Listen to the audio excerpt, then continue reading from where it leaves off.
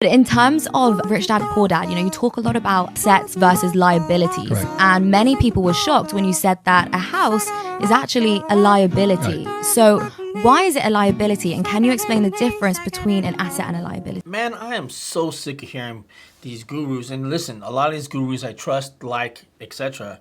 But they're just wrong when they talk about this asset versus liability thing. Yes, your house is not considered to be an asset unless you end up eventually selling that asset.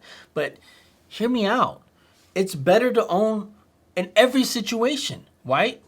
And the reason why, so you can get into a house with no money down in some cases, VA no money down, down payment assistance, 3% down, 3.5% down, or 5% down, right? In almost all cases, 5% down is going to work for 98% of Americans.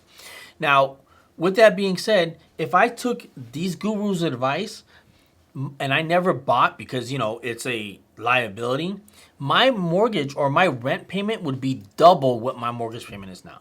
Double. So that right there would be eating into my investments.